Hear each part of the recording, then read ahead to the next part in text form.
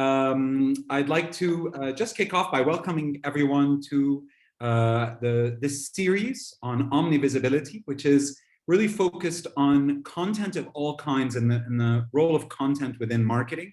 It's a series of webinars that we are doing in collaboration with OOSHOT, which is a platform that enables anyone who wants to create content to reach out and collaborate with some of the best content creators around the world. We have with us Thierry, the COO of OOSHOT. This webinar specifically is going to be focused on influencer-generated content or creator-generated content. Lana will tell me she doesn't like the word influencer. And so we're excited to have a great panel with us today. And just before we kick off, I would like to turn it to Thierry if he has a couple of words of welcome. We'll show a very brief video on OOSHOT, and then we will kick off our discussion. Thierry. Thank you very much, Omar. I'm very proud to be co-organizing with you, Omar, for this series of webinar. And this webinar on influencer is definitely the most looked after. We have more than, I think, 150 people listening from all around the region, the Middle East region. So I'm really proud. Thank you very much. It's a great moment, and we're going to share a lot of new thoughts and ideas about IGC or influencer-generated content. Thank you very much. Thank you. Great. And team, if we can show the video briefly on OOSHOT to give you a sense of the platform and the work that you can do.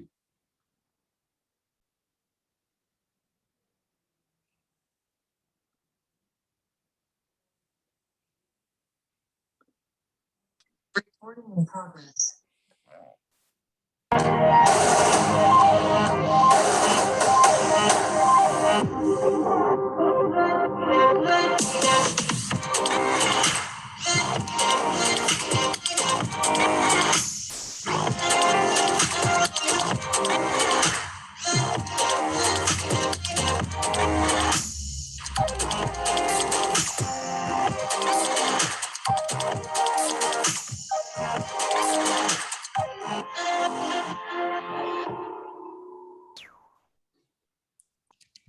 Great. And so just as we kick off, I'd like to introduce our panelists. What I'm going to do actually is just give their name and title, but I'd like to, as I give your name and title, please, you go ahead and give us a very short, less than 1 minute brief about yourself and your business. I feel, you'll all be able to do yourselves better justice and really give our audience the heart of what you do. So we'll start with Tanaz Dizadji, the founder and CEO of brand Ripplr. Hello, everyone. So yes, I am the CEO and founder of brand Ripplr. We're an influencer platform based here in the UAE, and we conduct campaigns for clients including Pepsi, J&J, Estee Lauder, and so on. And we specialize in paid influencer marketing and also barter influencer marketing through our newly established company, Buzzbee. Wonderful. Mohamad Fattal, founder and CEO of Alfan Group. Hey guys, so Alfan is a platform that helps content creators run their business. When you think of a creator, they're building amazing audiences, and with that comes a lot of challenges. And we're the platform that helps them manage all of that. But at the same time, we have over 650 creators that deliver 2 billion views a month.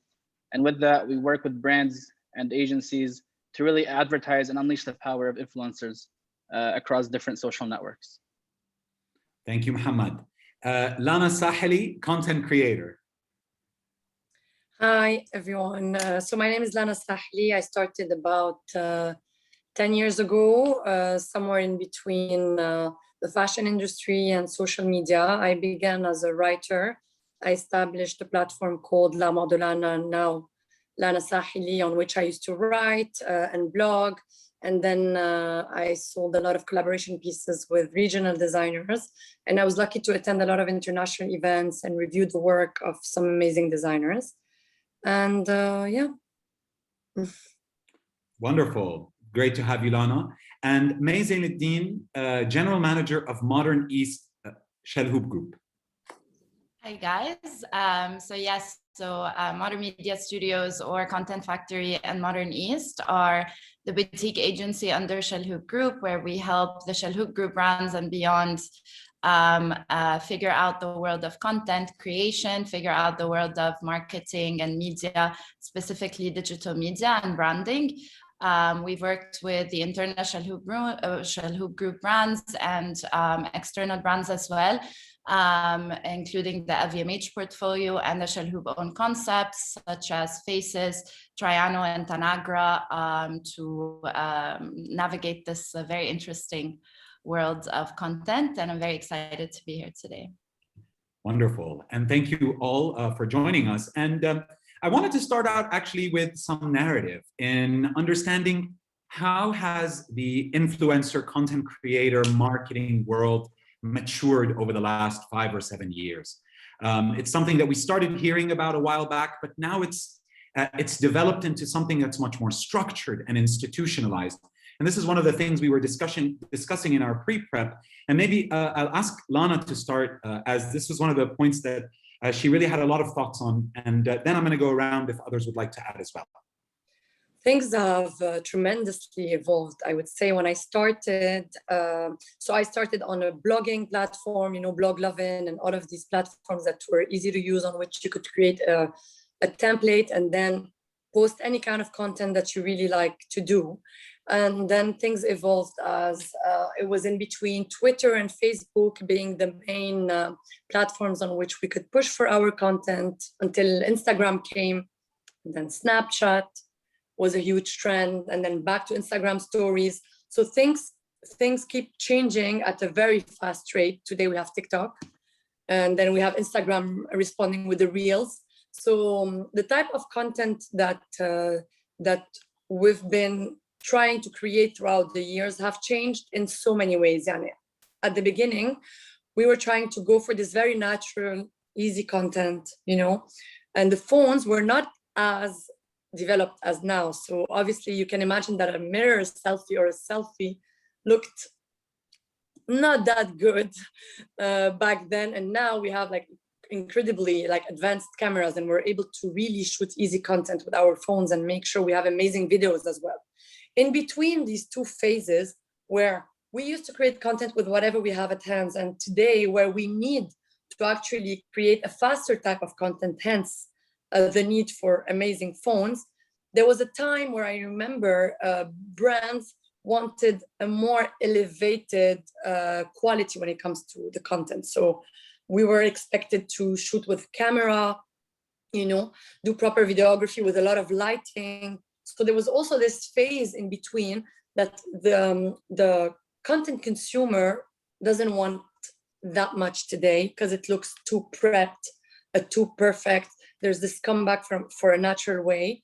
It's been changing crazily, but I feel that today it is organized, it is clearer. We know more or less, we can feel what kind of content this brand wants from this influencer or content creator, and vice versa. I could say that for sure, I feel more confident creating content today because I know that everything is more fragmented, clearer, organized, and put in boxes, if I may say. Thank you, Lana. And I want to move to Tanaz and Mohamad and ask about not only the content side, but also how has the business side matured over these years? Tanaz, if you can share on both sides, but I'd love to hear your input on this. So I think, yes, to sort of mirror what Lana had spoke about, we're definitely seeing a shift in education. So brands previously would evaluate an influencer based on sort of qualitative factors, style, beauty, and so on. And now it's all about the data. So there's much more exposure, the need for actually quantifying the true reach of that content creator, whether they're buying fake followers. Unfortunately, we all know it costs as little as $9 to buy 1,000 followers now on any of the social platforms. So there is a lot more investigation and transparency happening where influencers are sharing their screenshots or connecting to platforms like ours. And that's the biggest shift we've really seen. And I guess also a big industry shift has been from macro to micro. So now it's not necessarily about your audience size. Brands are looking for true content creators who are very talented, who really embody their brand, who they feel have a real, genuine partnership with. So these are the two sort of industry shifts we've seen from our side. Great. And Just we're going to come add, back. Yeah, we're going to come back to those micro and macro, but Mohamad, please go ahead. Yeah, just to add to Tanaz, basically when you think of it 10 years ago, personalities or influencers or creators were at the mercy of record label companies or the TV publishers. They chose who can be on or off, right? And that's why you only saw a small handful of people that had a strong audience. You know, as Lana mentioned, the phones are much stronger now, right? With this device, you're able to shoot any kind of content. The camera quality is super, and the social platforms made it easy. So, and especially in the last 2-3 years, you're seeing a huge rise of the number of creators and influencers that are coming on all the different social platforms. And at the same time, from the advertiser side, they've realized the value that brands can generate through influencer marketing. And with that as well, a lot of these brands, especially the digital ones, have grown tremendously, but also they've fueled the whole creator economy, and thus seeing a lot more creators and influencers generated on a lot of different verticals. Right now, especially like if you're a carpenter and all you do is you talk about wood, you can build $1 million career but just by being a carpenter creator, right? The industry has evolved to kind of that level. May I see you're nodding in agreement. I would love to hear your thoughts on this. No, 100%. I was nodding in agreement. I think the democratization of influence, or how we call it, is something that I definitely think is a beautiful thing. I think people who are passionate about different areas are becoming a lot more vocal about that passion. And so they develop these audiences that are also just as passionate about them. And it creates these either big communities or micro communities that are not only good for the use of business, but definitely a really, really good thing to have in the world. So it's very, very exciting. It's exciting times. Wonderful. I mean, I don't know. I don't think I have the beauty that maybe was needed before. But if I have a passion now, maybe I can become an influencer too. Yeah, that's the good thing. Okay, I love it. Anyone can influence at an even small scale, and this is what's beautiful. Literally, like a mom can influence other mothers to buy something or look into something because she has a genuine approach to it. Great. And this is, again, influence at different levels. Yes, Thierry, you wanted to add something. Yeah, no, just to say and to respond to your idea of being an influencer, there is a big market which hasn't been addressed yet, which is the B2B influencer market. And for instance, you, Omar, you could definitely become a very strong and serious B2B influencer in the We call those thought leaders, right? On the LinkedIn world and the business world. Yeah, but again, the B2B market, the influencer B2B market has not been addressed yet. And that's something, there is a big room for growth over there and potential. Very interesting. I'm going to go back to Tanaz, and I want to build on this idea of influencers, great and small. And, you know, I'm not an expert in this industry, but I've started hearing words like micro influencer, macro influencer, hero influencer, nano influencer. Can you give us a sense of the field? What are all of these different terminologies? How does it work? And what is, you know, what's the difference? How do you select the right influencer? And this is going to be a question to everyone. How does one go about finding the right influencer to work with? A great question. So in terms of categorization, it's very subjective to the brand. Brand like Pepsi will have a different perception of macro versus Sephora, for example. But I would say you have nanos. Nanos are sort of your 0 to 50K range. You then have micros, which are 50,000 to 300,000. Macros, which are around 300,000 to 1.5 million. And then you have megas. Megas are sort of north of 1.5. And at the end of the day, a brand won't necessarily pick an influencer based on their following size. They take very, very different criteria into question. The first would obviously be authenticity and relatability to their brand, that partnership, whether they feel that that creator has the right look and feel for their products and is the right advocate for them. They'll then look at the data. So they'll analyze the level of engagement, views, performance, their ability to convert depending on the sales strategy. So some businesses might be focused towards creating conversion and sales. Some campaigns are driven towards awareness. So therefore that will be taken into consideration. Also price. You know, there's no such thing in my opinion as an expensive influencer. It really, every influencer will dictate their own rate and what they feel adequate to their quality. And then the brand will see if that meets within their budget and whether they can afford to work with them or not. So those sort of three main areas, I would say: profile, pricing, and obviously audience/analytics. Okay, Mohamad and May, I'd like to see if you'd like to add, how do people think, especially Mohamad, you work with so many different influencers, how do you decide which ones to recommend for a certain campaign? Any additional principles beyond some of the ones that Tanaz just gave us?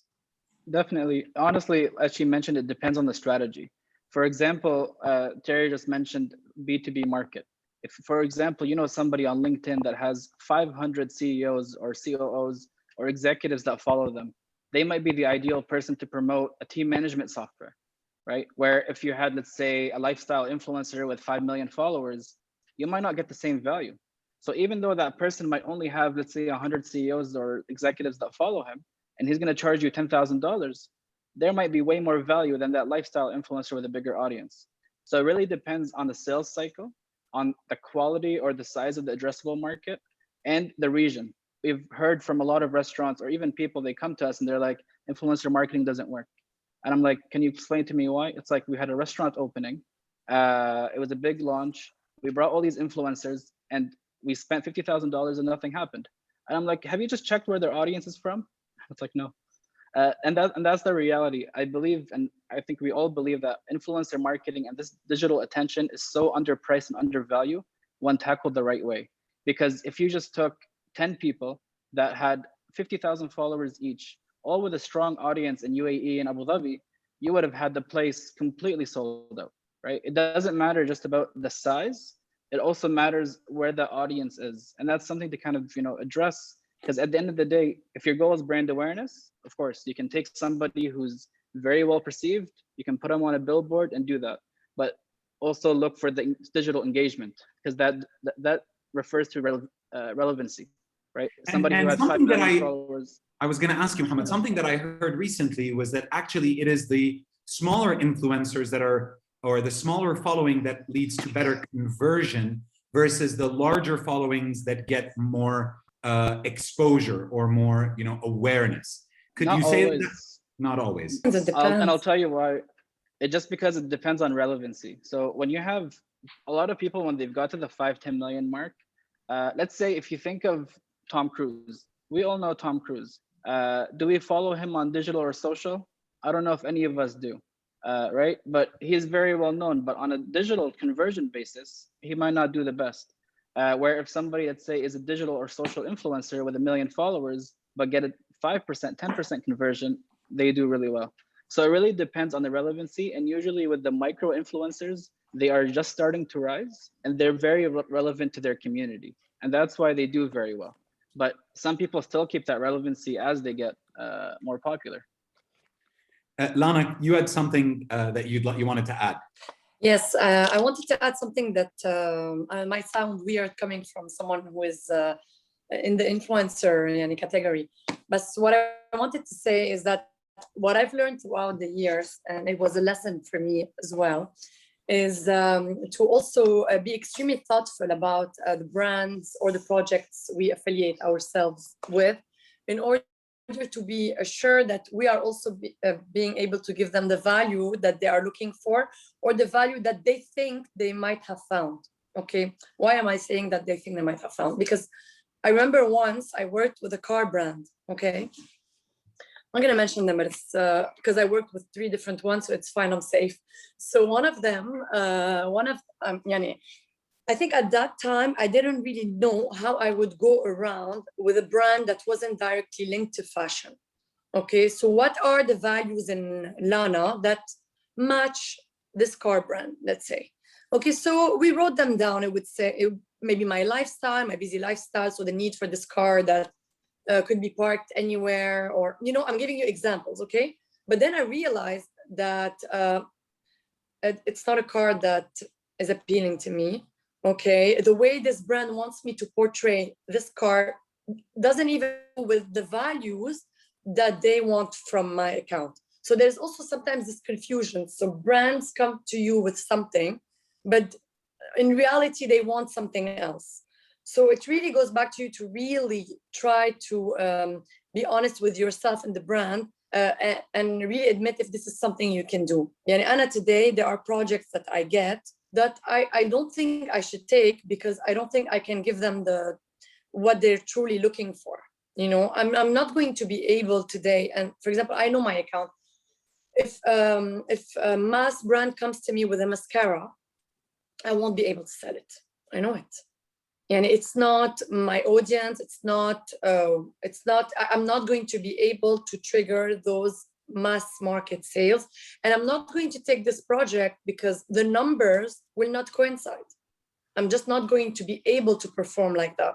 So I think it goes from both sides today more than ever before. I know that if a more luxurious brand comes to me and they want me to post about that lipstick, and for them, it's not really about selling 1,000 ones, but really raising awareness about that lipstick and triggering sales of 50 pieces, then I know I can do that. So once you know what you can do, then, and you know, I used to get so many jobs from Pampers. But I knew I would never be able to sell Pampers, even if I put the pictures of my kids, you know? I could be able to sell maybe a healthy food brand for kids. So I think this is super important, and it's something that a lot of influencers tend to forget, because we want as many projects as possible. And it's something that I learned with failures, like with projects that failed. And I think that's great. And I think that is also speaks to the maturity of the industry of knowing where some brands can go and where some brands can't go. And May, I wanna open this question up for you, but I also want maybe to kick off our next question. So I'll start that with you as well, which is how you know, influencer-generated content differs from other like professionally produced content, whether in format, whether in content, or whether even in thinking about distribution. If a brand is working with an influencer, how should they manage their expectations around the type of content, or think through their content strategy? And of course, welcome to add your thoughts, please, on the previous question around getting the right influencer. Absolutely. I think having gone last on the last point that was discussed, I find myself agreeing with a lot of the points, but just one thing that I thought may be worth adding is the element, apart from the awareness, apart from the engagement and the reach and all of that, I think brand safety is something that we really, really look into more and more these days, as well as the influencer market has become a lot more evolved. And you're starting to look at people that are not new. They have built up a profile, as we say, and they have built up a repertoire of content and of personal brands that we as brands are trying to tie ourselves to.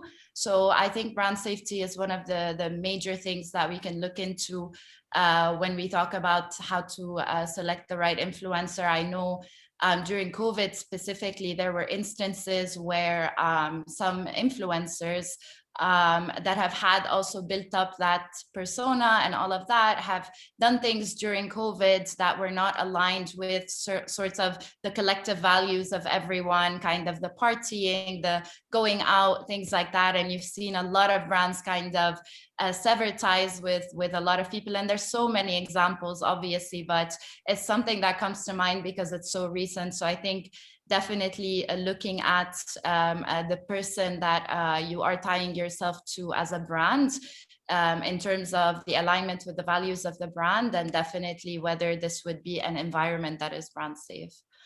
I think for the second question, should I Yes, also. please. I wanted to start with you since I wrapped up the previous one with you. So around you know, Difference in expectations content. around content, format, distribution of influencer generated content. Absolutely. I think also the evolution of the influencer content market now has really given rise to a lot of considerations when we look at the way we think of them as agencies or brands. We're no longer looking at an influencer or a content creator collaboration as another line on the media plan, but more so something that has to be very well thought out. And not just from the selection of the influencer, but also the type of content that that influencer is always putting out there, and whether we want our content to be native to that influencer's that influencer platform's content. So we don't want to be associating with an influencer and dictate a certain professionalism, and I put professionalism in a million quotes, because now there's so many different types of content that is all considered professional. But what I really mean is high production value. For example, you don't want to be very picky on the type of content that is required out of that collaboration, but you definitely as a brand have your guidelines, your do's and don'ts, but you kind of leave it up to the content creator that you're collaborating with to use their platform as they see fit for that collaboration, because they're the ones who know what their audience wants to see. They're the ones who would know if that piece of content, if it looked very different, it would be very disruptive to the experience of the audience that is there to look at their content. And I think this kind of brings up one of the important tensions, right? Which is how much control the brand wants to maintain and or give to the influencer. And you know, maybe I'll ask Tanaz to start us off with any comment on this tension. May was just telling us, let the influencer do their work. They have to be native to their own content, consistent with their own brand. But I'm sure there's also, you know, the needs of the brand to be on message or to drive their campaign, and what's the right way to balance that? That's great. Yes, I agree with a lot of May's points actually, but there is a battle. It's like a battlefield, and we find the more experienced marketeers who have worked in influencer marketing are more open to allowing the content creator the freedom to really contribute their approach and their creativity. When we find new brands who are trying influencer marketing for the first time, it's a bit of a shock, because they're used to providing a brief to an advertising agency who will come back with a very clear storyboard. This is all about your brand and how it's going to unfold. So I think it really does come from experience. We guide clients the best to follow more of a framework. You do need to have clarity for content creators, because you need to avoid wasting their time. A lot of them will engage photographers, videographers, and other forms of support, and it costs them time and money. So without a framework, you're not necessarily going to be on the same page as to what the content quality should really be like. What are the key messages that should be shared through that for that storyline and so on. I think where the problem really lies isn't just the brief, it's the selection itself. Brands often like an influencer, but in reality, they don't feel that their content is good enough quality to promote their brand. So we always advise clients from the very beginning, look at their feed.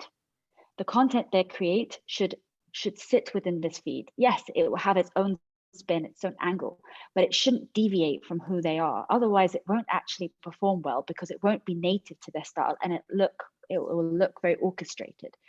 So we say to a brand, there are two things. First, check their feed. Is the nature of their content, the style of their content, in line with your vision of how you can see yourself working with this influencer? And then when they create the content, we say, this is the framework. Influencer agrees, the brand agrees, and therefore we avoid the need for changes and issues further down the line. Great. And Lana, this is something that you had mentioned also is important, yes, and something that is shifted over time as 100%. You know, now brands come with real briefs, right? Yes. I would love to hear your, you know, on the flip side, as a content creator, how you engage with these guidelines and frameworks, and your thoughts on this. So the great thing is that first there used to be a lot of gap between what a brand wants, so what the headquarters of the brand want, and the angle it should have for the Middle East, and the opinion of the influencer or content creator. So we were on too many different levels of understanding that were different. Throughout the years, there was a great merge. Now we can say like the headquarters or the offices that are in Dubai mostly, more or less, are able to come up with a good strategy along with the international guidelines, which is actually great because it means that the content is more and more appealing to the region without looking too oriental. That's not the point. The whole point is to appeal to our values and at the same time respect the brand standards. What makes it easier today, when you receive a brief from a brand, this is exactly what they want for the region on an international level if your content makes it, and you can have your own interpretation. So I like the fact that we have do's and don'ts. For example, don't wear it too open, or don't wear ripped jeans. Make sure the background is clean. So this helps us when taking the photo, and it can actually make it such an easy job. Once you have the guidelines and you understand them. The great thing is that it goes deeper into giving caption guidelines and inspirations, of photos, etc. I think this is great to make work easier. I just think that it's so important for the brand to stay flexible and give us a range of flexibility within those guidelines. Otherwise, it's too obvious. When I post that photo and this other influencer was on the same content also post that photo, the range we have for creativity would be too small. So guidelines are great as long as May mentioned as well, we are given this opportunity to really be creative within the respect of those guidelines. Before, it was much harder, and we would have to present a direction, for this campaign or this launch, and it wouldn't always be accepted. So the work would be done and redone so many times. And you needed to suggest captions, option 1, option 2, option 3 for it to be approved. So it's already so weird, and you want it to look so natural and genuine. You want it to touch people's heart. You want it to feel natural again and genuine. So this range of flexibility is extremely important. Great, thank you, Lana. And Mohamad, you were one of the people who was saying the more flexibility, the better. Give us the more freedom you give, the better content that you're going to get. Any thoughts that you'd like to add on this? To be honest, I was just laughing on the inside with Lana's comments about when you send the agency or the brand caption 1, caption 2, caption 3. Let's say, think of the influencer and the creator, right? They have 1 million followers. They are the ones that built that 1 million followers. And at the end of the day, what does the brand want? They want to reach those 1 million people, right? When the brand is sending us captions, let's say in Arabic Fusha, where the influencer doesn't speak in that dialect, it's like, هذا المنتج جدا جميل وأحبه. Like, the influencer does not talk like that, right? So you're forcing them to talk. As a consumer who I follow this creator and this influencer, I hear them speak a certain way. So as soon as I see that, I'm like, oh, that's not them, skip. And that's usually what happens. So these guys have developed. Sure, I can understand there have been some challenges about following brand guidelines and do's and don'ts. And that's why companies like us are there to kind of make sure that the budget is well spent with the right influencers and the right creators. But at the same time, you got to give them creative freedom. Because at the same time, if you give them creative freedom, they know how to reach those people. And a lot of times it will deliver better. And of course, I understand there are a segment of creators and influencers that are difficult to work with, and that does exist, but so is everything else in life, right? But the ones who have made it, sometimes. But in every market or every industry, right? But when you look at it in the macro sense, a lot of them have actually built the audience and have been performing very well. And they really know how to deliver the best story or the best message. You just give them the requirements and the do's or don'ts, and we do that. Sometimes some brands, the briefs that we get are super complicated. So in-house, we translate the briefs and we send it out to the creator. Just because like when you're talking, let's say about a technical device and you want these people to talk about them, not every creator or influencer is super technical. And their audience knows they're not going to tell you about the engineering of the camera. And usually their audience might not even care. As long as it can take really good pictures and my hair looks good and my face looks good, that's all I care about. So trust the creators, trust their freedom, and give them that. And this is the whole movement with the space, by the way. Like content creators and influencers, they're not just asking for this freedom from a brand side, they're also asking it from a management side. And that's why they're disrupting the way talent agencies work or record label companies work. They're able to control everything by themselves. So it's a whole 360 package. Great, thank you, Mohamad. I'm going to take a pause here. We've prepared a couple of polls for the audience, and I'd like to cue the first poll up. It's to give us a sense of where the audience is, you as our audience in your influencer-generated content journey. If you're already using it, if you could, team, if we could please queue up that first poll. Great, and so we'll, really just to understand where are you in this process, if you've just started, if you're doing it but it's not working, if, let us know, please take a moment and vote. And in the meanwhile, I'm also going to give Thierry an opportunity to also comment on either of the last questions or add any insights from OOSHOT's experience on this. Thank you, Omar. Yes, to add to Mohamad and Mailet, I think what is very interesting here is that more and more brands try to bring together the selected influencers and OOSHOT with talented photographers and videographers to secure the quality of the images or the videos. So I think that going along Lana, what you were saying is definitely that the influencer is not going to be on his own anymore. It's not going to be one lonely person who has to do everything, because it's just too much for one person. So it's going to be more and more teamwork. And I think that's getting more and more important, because never forget that the competition is going so fast that if you want that your message, if you want your image to be seen, to be recognized, you definitely need to put some more professionalism into the production of images and videos.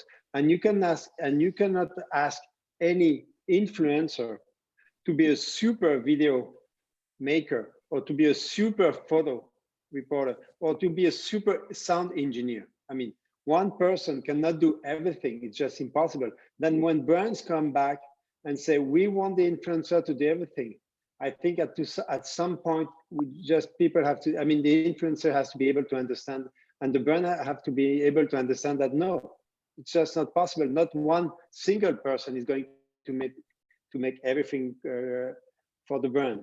And definitely, I think that the IGC market is definitely going to be more and more a team market, where you will have to bring together entire teams versus one lonely influencer who would be the perfect match for everything.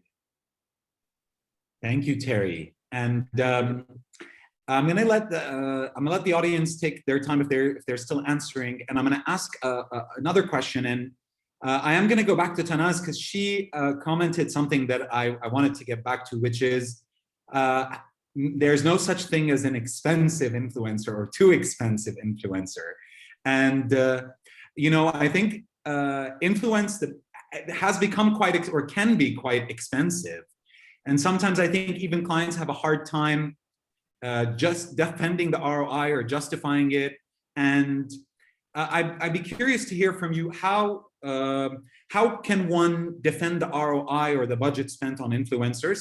And what can a brand still do with a small budget? And after Tanaz, I'm going to cue you, May, because I also think you have some points that you'd like to share on that defending the ROI of influence. But we'll start with you, Tanaz. Sure. So, you know, being an expensive, if someone says they're an expensive influencer, in my perception is that they don't feel their value for money. You know, an Aston Martin is pretty damn expensive, but the reality is the intricacy, the quality, the processes that go into build an Aston Martin makes it worth what it is. So I think that word expensive is only used when they feel that the price that they're giving doesn't relate to what they perceive as their worth. And that's a mismatch that happens a lot in the business. Now more and more like agencies, platforms like ours and so on are committing to KPIs. So we actually promise clients the expected ROI in terms of at least social engagements, and moving more towards conversion engagements more and more. So what will happen nowadays is that, yes, the procurement teams will be able to put aside a budget and know what is the performance that will be achieved with that budget in mind. And this builds more confidence and more trust from brands to invest in this industry. Now, for smaller businesses, I think it depends on the nature of the business. When it comes to the service industry, why we've launched a barter-based platform is because we feel that there is a real opportunity here where the SMEs don't necessarily have to pay influencers. Influencers or content creators get the opportunity to experience brands they really love, and in return, the influencers get content. So I feel that this makes it more accessible or more achievable for SMEs to actually be part of this industry without facing those scary fees that they get presented when they approach a content creator who can't actually necessarily drop their fee because it would devalue their market value. So I think with SMEs, that's the direction that we are moving towards across the, regionally and internationally. May, would love to hear your thoughts on this, and about that ROI and about justifying that expense. 100%. I think I am very much, and it pisses a lot of people off, I'm an it depends girl. So I always say it depends. And as Tanaz was saying, it's I think you can take a macro view of it or a very micro view. You can think this has ROI for this business, but we also take a bit more of a micro view of things. We don't just think of influencers as upper funnel, so there's no way to measure the ROI. We look at the entire funnel all the way down to conversions, but it also depends on what is the product or business life cycle.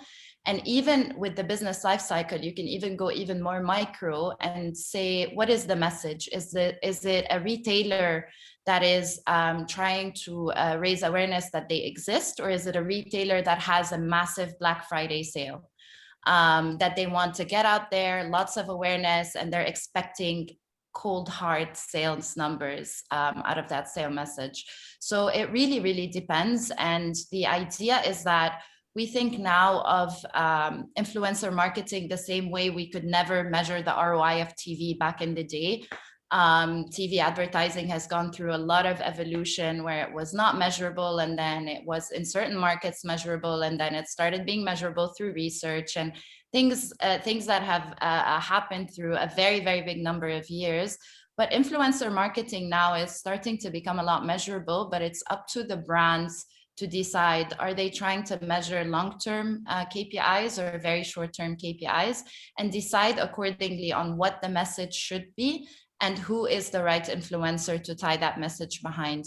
And to Tanaz's point as well on SMEs specifically, something that I believe SMEs are currently doing some very, very beautifully. And I can think of one brand, I don't know if I can share it, but there is one fitness apparel brand that is a very small brand that has just come out of the UAE. And they use their own users as their influencers because those users cannot stop raving about them to their fitness friends and people who are going to the same gyms they're going to, and they're doing amazingly well. Every time they drop a piece of clothing, it sells out within minutes. And the idea is, and this goes all the way back to Lana's point, is everyone can be an influencer within their own circles. And it's up to us as brands and up to us as agencies to identify that influence and to decide when to go behind the mega influencers and the what ROI can be expected out of mega influencers versus what ROI can be expected out of nano, micro, what have you influencers. So it's a brave new world. Great. Lana, would you be willing to barter some exposure? Do you support brands that you believe in that are small? And I know those are probably different ideas, right? But I'm curious. أول شيء I have never been paid to support any regional or Lebanese brand or designer. So it goes against my principle. And if someone says the contrary, they can call me, I challenge them. Like never in 10 years, I've never accepted to be paid by any regional or local, I'm talking in fashion, okay? Designer, because, and I know which brand actually, which gymwear brand May was talking about, and I also supported them because they are so cool. I have this love for everything that is locally made or regionally made. It makes me really proud to see how the fashion industry is evolving in our region, and also the beauty industry. And if I look back 10 years ago, we didn't have ready-to-wear labels. It was always like only those big couture names. Now we have like young people who create something really cool out of nothing. And these are the brands that I like to support. And these are the brands that I like to highlight. It goes from a small bakery shop to a super cool brand in Saudi Arabia. So it's because I believe in the potential of the region and I want to be an ambassador for that. So that's why I refuse until today to be paid for something that we'll take our money from the international brands. That's fine. Good. Wonderful. And these days in Lebanon, we need the fresh dollars, Lana. No, that's very dear to my heart. Ana Kalana, and it's something that speaks to me to be pushing for also these industries for one reason. I look at Lebanon and at how many designers we have, for example, in the ready-to-wear and even in UAE, but so we don't have enough factories that produce, you know, top quality when it comes to these things. And we resort to Turkey, for example. So I think that there is a whole industry that can develop in the right way. Before fashion developing in Lebanon, we have other things to expect, but I think it would create so many jobs, opportunities. And I studied economics, so I look at things from a macro perspective. And I think this is very important. It's like a chain where no matter what we do, it makes everyone else survive, you know, especially in fashion. And with mass fashion growing abroad, preserving the jobs of these people who work at a smaller scale, you know, this is sustainability. And I believe so much in fashion sustainability. And it goes from giving your jacket to your daughter, hence making it a piece that lives through time, to also preserving the work of these artisans and those people who work at a smaller scale. So that's why, yes, we should believe in smaller businesses. We should believe in individuals. And I'm not gonna lie to you, Omar, for the past year, it's all I've been doing. Being based in Lebanon and not being able to fly to Khalij, not because I can't, because I have an international passport, but because I didn't want to with COVID and it wasn't really practical to do so. This is all I've been doing, you know, using my exposure for NGOs, for raising awareness, and for those brands who are thriving. And it's clear on my feed. It's clear on my feed, I guess. So we have to even take. This is how it is. So I took a lot for 10 years. It's okay to give more for the next couple of years, and then things will readjust eventually. Great, thank you, Lana. And thank you. I'm gonna come back to the rest of our panelists. I want to queue up the results of our poll. If we can see the results of our poll with our audience. Okay, great. So the top answer: we've been creating influencer content for a while and are happy with the outcome. Wonderful. The next highest is we're just starting and are in the learning phase. The step after, we're interested, but we have internal constraints. And then there are two that are not happy with the outcome or not suitable for the brand. So it seems, in fact, the vast majority are either doing it and happy or are just starting to do it. And what I'd like is to queue up the second poll so that we can try to get the answers in for that relatively quickly. And starting to see some questions also coming in from our audience. So I would like to also encourage anyone from our audience. We might go just about 5 or 7 minutes later than our time to accommodate any questions from our audience. All right. But we'll let our audience vote on this. What are the constraints today facing influencer content? Not finding the right ones. Value for money, we've been talking about that. The content itself, convincing the leadership, the ROI. Let's see what our audience has to say. Excellent. And in the meanwhile, I wanted to cue Thierry because you had something to say about the link between a user-generated and influencer-generated, building on what May was saying. Yeah, thank you. For May and also Lana, I think, well, May first, what was very interesting is the link you were putting or starting to put between IGC and UGC, user-generated content, and linking that to Lana and this idea of local IGC. We are very close to the UGC approach, meaning that you cannot see influencer only as someone who is far away from you in Hollywood or in Paris, just looking after the people down there. No, the vast majority of the influencer belong to their own society, belong to their own country, belong to their own city. And they are very much into and involved into what's going on around. And therefore, they are not that far away from the UGC market and meaning the user-generated content market, where for many industries, it's a clear push-up market, a market which is growing very fast. So again, influencers are people who belong to their country, to their city, and are very much involved within the local life of their environment. Thank you, Thierry. And there is a question from Stephanie Stefan, and she was asking specifically about influencers and working with influencer content in the financial, banking, and insurance sector. And any help, any experience or insights or recommendations from your past experience in this space. Maybe, Mohamad, you look like you have some cases maybe that you can share, or insights about recommendations for Stephanie. Definitely. So, what we're saying is we're seeing a rise in content creators that have different passions, right? And that's what we've been seeing during the pandemic, especially when money was a huge topic. And with money being a huge topic, we've saw money or financial advice creators come up, whether it's investing in Dogecoin or whether it was, regarding financial advice in general. So kind of figuring out who your target customer is and who exactly do you want to reach. Do you want to reach that company executive, or do you want to reach the regular person that might be using this financial technology? And once you define it there, just look at somebody who might be covering that topic. And let's say focused on the Middle East primarily, it's still a very niche segment. Not a lot exists.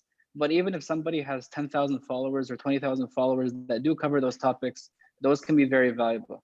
Like on the topic of ROI, let's give it some perspective.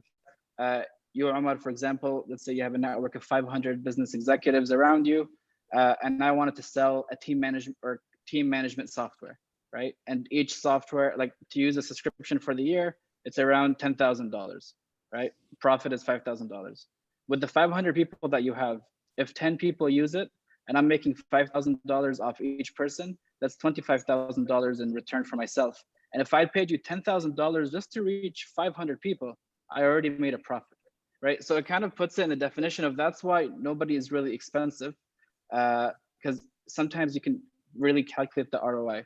Of course, it depends on the scale of the influencer, on the value of the product, and who the customer is. And that's why the B2B market in the financial space, those contracts are really big. And having somebody influential talk about it or using an influential medium can really help generate those sales and transactions. Thanks, Mohamad. Tanaz, you mentioned actually in response directly to Stephanie that you have some experience already in insights or recommendations. What tips would you have to someone who wants to work with an influencer but is coming from the financial services industry or insurance industry? So we've done lots of campaigns in banking, insurance, and financial apps, real estate apps, and so on. The profiles tend to be smaller, but really good quality. As you said, they're kind of key opinion leaders. They're not influencers per se. We see most traction on platforms like Twitter. This is where we have to move the conversation from Instagram into more relevant social networking. And we would say there's a larger pool in Saudi than there is here in the UAE, but the profiles do exist. In terms of pricing, they're kind of capped at kind of the parenting category. So for us, we categorize pricing typically, it kind of goes gamers, then it goes parenting, because they're very strong advocates, very loyal to certain brands, will not be swayed to work with brands they don't believe in. Then you move into sort of the fashion, beauty, and other categories. So in terms of financial influencers, I would say they kind of sit with the parenting. So they're slightly more premium, but they have a very good quality audience. People aren't going to follow them unless they really want to hear about their experience in that field. So they're well worth the investment. Okay, excellent. And Thierry, I know you have done research on influencer-generated content in different industries. And this is actually one of the questions I wanted to ask you about, which is about how much budget one should invest, how that differs across industries. But maybe you can share any insights also on the banking industry and tips from your research. Yes, thank you, Omar. I'm going along with Mohamad, and I think that the B2B influencer market is really hot, actually. In Europe, for instance, we've been in contact with insurance companies, and I know that it's something which is definitely going to grow and to evolve, because there is a big demand on that side. And I'm going to answer your question, but just to mention, I think there is something to work on that, which is where is exactly the frontier or the difference between the key opinion leader and the influencer. And that's something I think that the industry shall work on, that to really make it clear what is the influencer and what is the key opinion leader and who is what. And but to come back to your question, Omar, definitely each industry has to find out, and we've been doing research on that, has to find out the good share of the market investment. How much shall I invest in the IGC market? How much shall I invest in the EGC market? How much shall I invest in the brand generated content? And definitely the shares are totally different from one industry to the other. I mean, say the luxury industry has nothing to do to the automotive industry, which has nothing to do to the beauty industry. So yeah, you can go along that path and find out that the share of investments is different from one industry to the other into the IGC market. Are we talking about 10%, 30% for influencers, 5%? Can you give us a sense, just a ballpark figure? Well, I think that, for instance, right now into the B2B market, even though it's going to, I think, to go fast, it's below 5 to, it's between 5 to 10, and I would rather go below 5. But if you take the beauty industry, in some countries, it can be between 30 to 40, or say 50%. And it can be even more for the fashion industry. And as mentioned, Lana, a few brands have a lot to invest into the fashion industry, but the vast majority of brands don't have a lot of money to invest because they are struggling. So the influencer, the IGC market is very, very important in the fashion industry, especially for the vast majority of the brands. Great. Thank you, Thierry. I want to move to another question from Amjad Fayyad. Should we have an agreement with the influencer, something signed? Also, what should we ask from the influencer in terms of performance report or any special metrics? Maybe May, do you want to start us out on this one? Yes, sure. I think 100% everything should be in contract terms, and these contractual obligations are not just from the brand to the influencer, but vice versa as well. I think in any relationship such as this one, there are brand obligations and there are influencer obligations. It's business at the end of the day. So definitely there should be contracts in place with expectations from both sides. Those expectations could be on ROI, could be on SLAs, could be on obviously payment terms, all of these things that ensure that the relationship is equal on both sides, I would say. I'm sorry, what was the second part of the question? The second part was around, what should we ask for the influencer in terms of performance report, any special metrics? Amazing. So this is what I was trying to say about the fact that things have really, really evolved from a measurement standpoint. So I think there definitely has to be, as well in the contract, what the brand is looking for when it comes to visibility or when it comes to transparency from the influencer. And this definitely goes through all of the metrics, especially the ones that are the main objective of the campaign that you're doing with the influencer, but definitely things around reach, things around how many engagements happened because of that reach, things around where that reach and engagements have come from. So what are the audience demographics? What are any granularity that the influencer is able to see on their own pages should be shared with the brands. And I think this is why I'm not sure the state of this here in the region now, but brand partnerships that have been something that Instagram and Facebook have introduced a while back and have been sort of enforced in many countries. And those enable you as a brand to be able to see all the metrics of the campaign that is being run. So it wasn't just done from a disclaimer standpoint because of those laws around disclaimers and things like that, but it was also because of the visibility and to understand the measurements and the ROI that you're getting from that relationship. So I think definitely a level of visibility. I know in our case, sometimes before we even get into a relationship with an influencer, we will ask for screenshots on something as simple as, what is your average story view rate? What are the average story views? If we're doing just one story with them, we want to know if it's going to be viewed by 1,000 people or if it's going to be viewed by 10,000 people. So it can even precede the start of a campaign, is what I'm trying to say. Great, thanks, May. I have another question. I'm gonna jump to the next person to answer this one. And if you have points that you'd like to add, feel free to add them when I call on you, but because we're getting good questions, I'm gonna keep going with them. From Khalid Hashim, and I'll address this one to Mohamad. Do big budget deals, $50,000 plus, have special best case practices? Any advice for big deals working with the biggest influencers? Usually what we prefer, especially with different content creators and influencers, is that with content in general, you don't know which one's going to perform the best. So we prefer diversity. And what I mean by diversity is not just putting that budget all on one person, but really, let's say, selecting 6 people and focusing on different types of the storytelling. Whether, let's say, it's an automotive brand, you can focus on, let's say, if the car, how far it goes on a tank of gas. Let's say you want to focus on the mothers, how big is the trunk to put, the baby seat or like the stroller, and really just diversify them. The more you diversify, the less risk you face.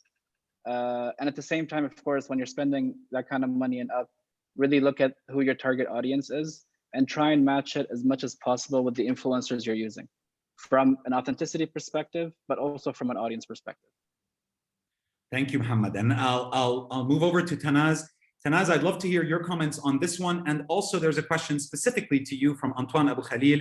Can Tanaz elaborate more on the barter model? So comments on working with large influencers or big campaigns, plus a little elaboration on the business model of the barter. So I would say in terms of the first question, working with bigger influencers, I think there's a very big trend to buy followers. That doesn't apply to everybody, but there is a real issue with authenticity. So just keep an eye out, make sure you're using the right tools or working with the right platforms or agencies to really determine the real reach of those profiles. Otherwise, you might get disappointed when you invest in someone with 3 million followers, but effectively only 600,000 people are actually seeing that content. So that's a big factor. I would say other than that, everything else should be the same. You should apply briefs, frameworks, contracts.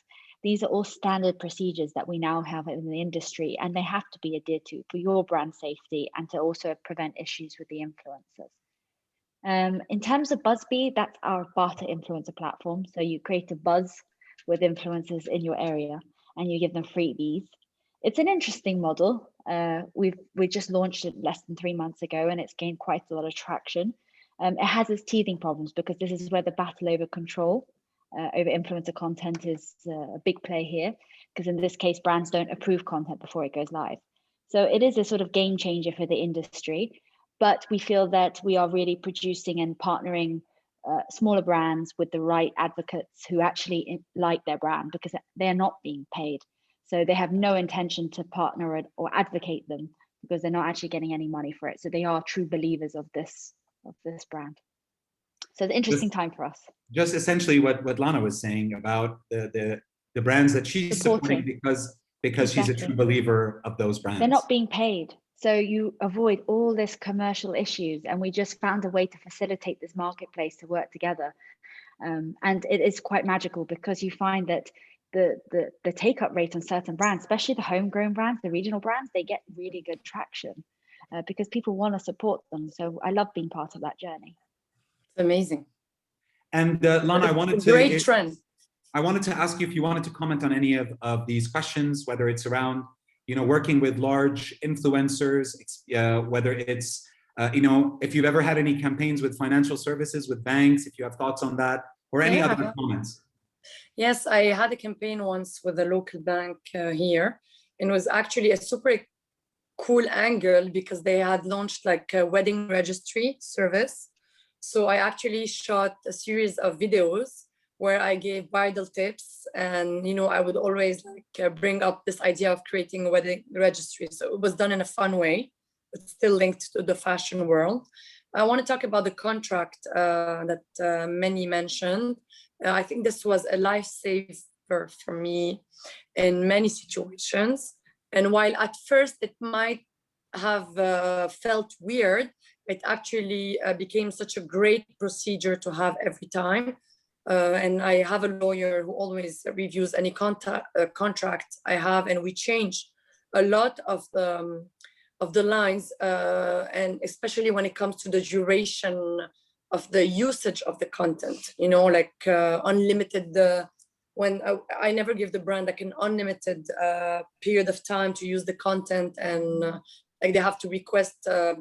They have to request every time it's on a new platform. They have to precise which type of images will be used from what we shot. So, all of these things. And I think it's so important because it protects you from the use of these images in 2 years in time if you're running another campaign with a competitive brand. So we need to think of all of these angles. When it comes to a bigger followers, my situation is always a bit weird because I'm always asked this question. And Lana, you've been in the industry for 11 years, but you have around 540,000 followers, while many others started after you and have like few millions. And I would say that I'm super proud that I've never bought any follower, and I've never felt the use to buy any comment. I've stuck to what I'm really doing. And I think for an influencer or a content creator who is based in Lebanon, my growth is very logical. And we're 5 million at the end of the day. I'm not gonna have 5 million followers unless I'm really traveling the world, and I'm able to use this geolocation and targeting all of these people everywhere. So I just think that there are many people who have a lot of millions and they deserve them, and it's because of the direction of their content. So some of them are maybe closer to their audiences by sharing more of their families. Others, like everyone has a reason why they are here or there with their number of followers. The issue is, like we say in Arabic, when it comes to these big accounts, and many brands maybe can't even tell anymore who faked it till they made it and still would work with X or Y because they have to, So the return on investment is a great tool. You can buy all sort of traction, so it's also questionable, So I think everything just deserves a little bit more analysis and thinking. And I loved what Mohamad just said before when it comes to mix and matching for one campaign, different types of profiles. And you need macro ones and you need micro ones to, especially the micros today, to touch this younger generation, who maybe still aren't the ones who are buying, but they are the ones who are consuming the content and are future interesting customers. So these are the most important people. I just wanted to add a point for Lana, just like talking about, you know, the authenticity and the real numbers and the real followers.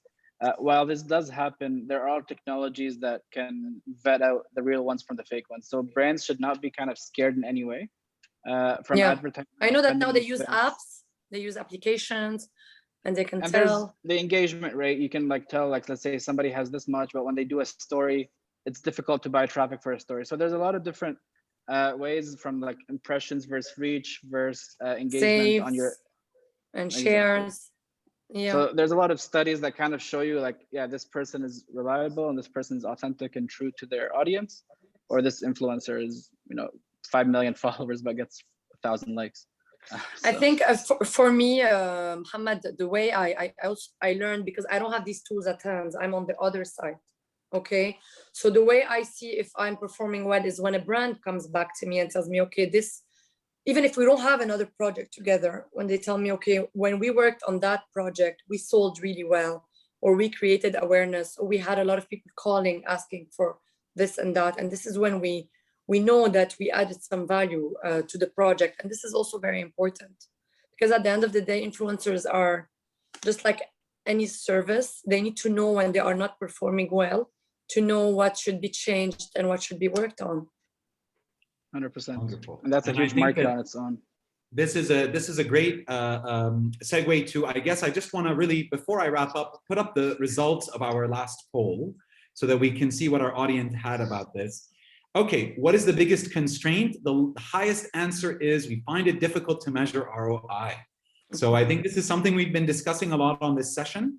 The other answers was we don't have the internal capabilities to do it. We didn't get to discuss the internal capabilities question and having people in-house to do this. And the other one is we are not finding a suitable brand or influencer for our company. And I can imagine there are a lot of people on this call who would be able to help you find a suitable influencer to work with. But I'm mindful of our audience time. We're already almost 15 minutes over. So I really want to thank all of you, our panelists, for joining. What a dynamic discussion and so many insights. Thierry, if there's just any brief final words from your side before we close. Well, thank you, Omar, and thank you all of you, Tanaz, Mailet, Lana, and Mohamad. We really had a very good time. I'm sure that the audience was very happy with all what you mentioned and said about the IGC market. It's definitely a growing market. It's I do understand the remarks and questions from the audience, because definitely it's not always very easy to find its way within that market. But you have first of all, you have very good companies in the region to help you first for that. But it's a growing market. It will take its place. And again, for instance, for what you mentioned, for instance, Omar and Mohamad, for the B2B market, the landscape is there. So there is much more to do, much more to say, and let's go for it.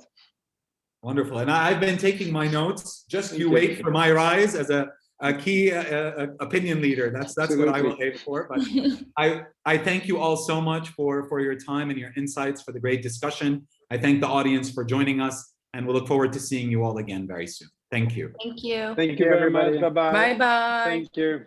Bye-bye. Bye, guys.